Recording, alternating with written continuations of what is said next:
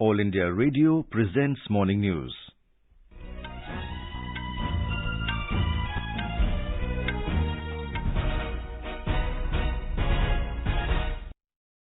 Good morning, I am VC Pramod.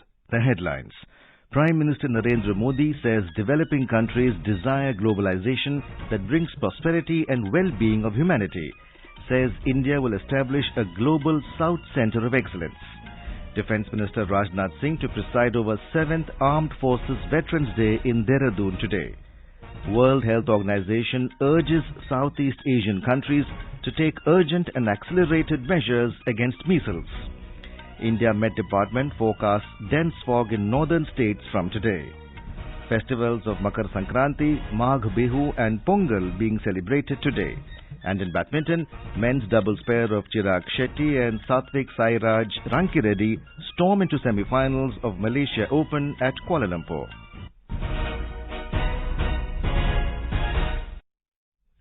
Prime Minister Narendra Modi has said that developing countries desire globalization that does not create climate or debt crisis but brings prosperity and well-being of humanity as a whole. The Prime Minister was addressing the concluding session of the Voice of Global South Summit in virtual mode yesterday. We all appreciate the principle of globalization. Developing countries desire a globalization that does not create climate crisis or debt crisis. We want a globalization that does not lead to unequal distribution of vaccines or over-concentrated global supply chains. We want a globalization that brings well-being to humanity. Mr. Modi said the summit saw the participation of more than 20 developing countries in a span of 2 days, which is the largest ever virtual gathering of Global South. He said India G20 presidency will attempt to voice the views of Global South. He announced that India will establish a global South Centre of Excellence. This institution will undertake research on development solutions or best practices of any of our countries, which can be scaled and implemented in other members of the Global South. The Prime Minister said India will launch a Global South Science and Technology Initiative to share expertise with other developing nations. He informed that during the COVID pandemic, India's Vaccine Maitri initiative supplied Made in India vaccine to over 100 nations. Mr. Modi announced a new Arogya Maitri project. Under this project, India will provide essential medical supplies to any developing country affected by natural disasters or humanitarian crisis. Health Minister Mansukh Mandavia has said that India is continuously striving to provide high-quality and cost-effective health care to everyone. Speaking at the Health Minister's virtual session of Voice of Global South Summit yesterday, he said India has offered CoWIN as a digital platform for public good to any interested country. Mr. Mandavia added that India has offered CoWIN to WHO through WHO's CTAP initiative. He said it is the need of the hour to focus on long-term measures to build stronger, more resilient health systems that can prevent, prepare for and respond to future health-related challenges. World Health Organization WHO has urged all nations in Southeast Asia to take urgent and accelerated measures against measles. The disease is on the rise, with nearly 9 million children having missed vaccination against it in the past 2 years. In a press release, Regional Director of WHO Southeast Asia, Dr. Poonam Khetrapal Singh said there is an urgent need to stop and prevent measles outbreaks and accelerate efforts to eliminate the disease. WHO said by 2019, measles vaccination coverage reached an all-time high of 94% for the first dose and 83% for the second dose. However, in 2021, it was reduced to 86% for the first dose and 76% for the second, leaving 9 million children unvaccinated for measles and around 5.3 million children partially vaccinated. Defence Minister Rajnath Singh will preside over the 7th Armed Forces Veterans Day at Jaswant Ground in Dehradun Cantonment today. He He will also launch the Soul of Steel Alpine Challenge by flagging off a car expedition from Dehradun to Ghamshali, located in the Niti Valley. It is a joint adventure sports initiative of the Indian Army and the Claw Global. The Defence Minister will also dedicate the Shaurya Sthal to pay homage to the supreme sacrifice and the dedicated service of the armed forces. Our correspondent reports that this year the event is being celebrated at 9 locations across the country, including Jhunjhunu, Jalandhar, Panagarh, New Delhi, Dehradun, Chennai, Chandigarh, Bhubaneswar and Mumbai.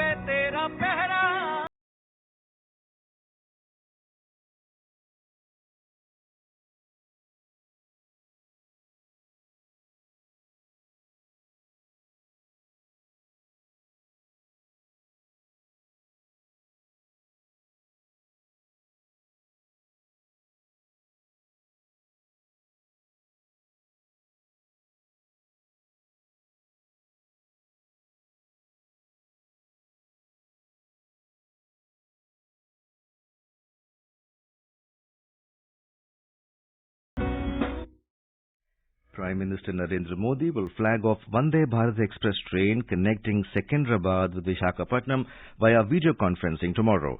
This will be the 8th Vande Bharat Express and the first to connect Telangana and Andhra Pradesh, covering a distance of around 700 kilometers. National Startup Awards 2022 will be announced on Monday.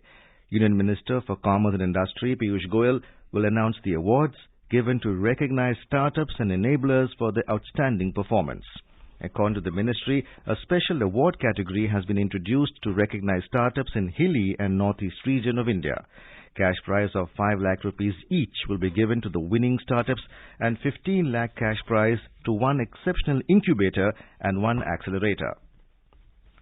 This is All India Radio giving you the news. For quick news updates round the clock, follow us on Twitter at AIR News Alerts. The festival of Makar Sankranti is being celebrated across the country today. Makar Sankranti is also known as Uttarayan, which means that the sun moves towards the north. With the onset of Uttarayan, the effect of cold also starts reducing gradually. The post-harvest festival is celebrated as Pongal in Tamil Nadu and Karnataka, Magha Bihu in Assam, Lohri in Punjab and Uttarayan, Maghi and Khichdi in other parts of the country.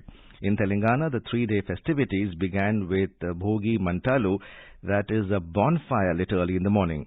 People along with children came out in large numbers to light the bonfire at the street corners and crossroads. They burnt their old and unused belongings in the fire as a symbol of getting rid of the bad and evil.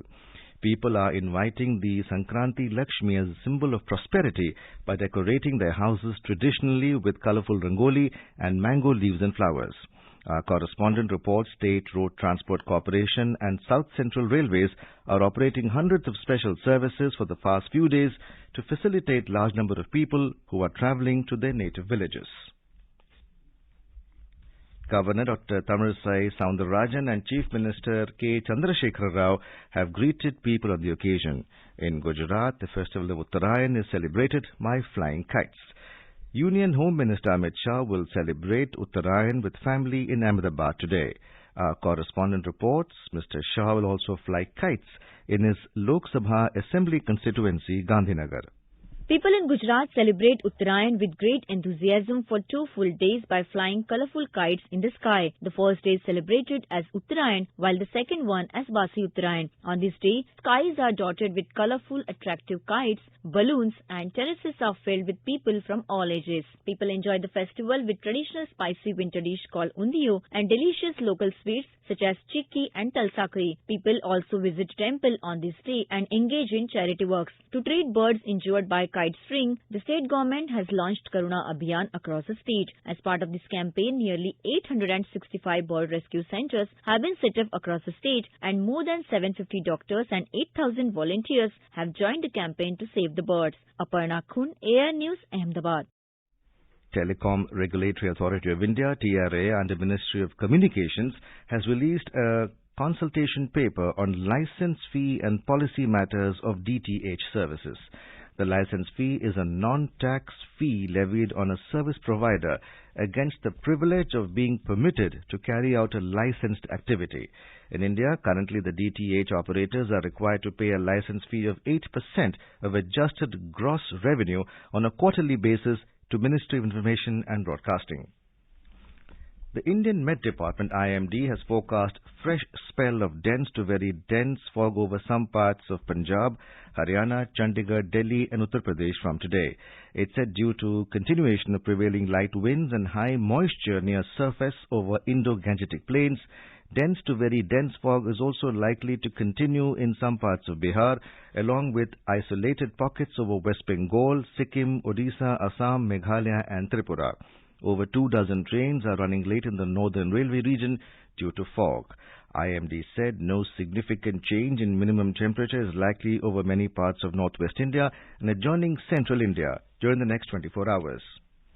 In badminton, men's doubles pair of Satwiksairaj, Rankireddy and Chirag Shetty entered the semifinals of the Malaysian Open. The pair beat China's Lui Yu Chin and Hao Huan He 2-1 in the quarterfinals. Earlier, Satwiksairaj and Chirag lost the opening game. They made a comeback and won the next two games 22-20 and 21-9 respectively. The duo will now face another Chinese pair of Liang Wei-Qing and Wang Chang in the semifinals today. In FIH Hockey Men's World Cup, India defeated Spain 2-0 at Birsa Munda Hockey Stadium, Rourkela yesterday. Indian Vice-Captain Amit Rohidas scored the first goal and Hardik Singh scored the second to register an easy win for the hosts. In other matches, England thrashed Wales 5-0 and Australia beat France 8-0 in their first pooled matches after Argentina defeated South Africa 1-0 in the opening match of the tournament. Today, New Zealand will take on Chile while Netherlands will face Malaysia in Pool C in Rourkela. In Pool B, Belgium will clash with Korea while Germany will take on Japan in Bhubaneswar. Union Minister for Youth Affairs and Sports Anurag Singh Thakur has announced the setting up of an indoor stadium in Gomati district of Tripura. He said 5 crore rupees will be granted for this. The minister said this while attending Yuba Sambad India at 2047 at Udaipur in Tripura yesterday. Mr. Thakur said such stadiums facilitated with different sports disciplines will also be built in all the 8 districts of the state. Later speaking to media, Mr. Thakur said the central government has carried out several development works in the field of education, healthcare, road, rail and airport infrastructure. And now for a look at today's newspapers, it's over to Prashant Kumar Sinha. Thank you, Pramod. J&K security grid to be bolstered in 3 months, says Amit Shah, is the lead story in the Hindustan Times. 360-degree net to tackle terror in J&K soon, Shah, is the lead in the Asian age. 360-degree security ring in Jammu and Kashmir won't spare terrorists, is the lead in the Hindu. All leading newspapers have carried on their first page the story of ISRO reporting that Joshimath sank 5 centimeters in just 12 days based on a report released by the National Remote Sensing Center. Almost all papers have carried the story of Delhi police suspending 11 cops for Kanjawala case negligence. Most newspapers have on their front page the flagging off of MB Ganga Vilas. And with that, it's back to you, Pramod. Thank you, Prashant. And now, before we end the bulletin, the headlines once again. Prime Minister Narendra Modi says developing countries desire globalisation that brings prosperity and well-being of humanity. Says India will establish a global South Centre of Excellence. Defence Minister Rajnath Singh to preside over 7th Armed Forces Veterans Day in Dehradun today. World Health Organization urges Southeast Asian countries to take swift measures against measles. India Met Department forecasts dense fog in northern states from today. Festivals of Makar Sankranti, Magha Bihu and Pongal being celebrated today. And in badminton, men's doubles pair of Chirag, Shetty and Satwiksairaj Rankireddy storm into semifinals of Malaysia Open at Kuala Lumpur. And with that, we end the morning news. Have a nice day.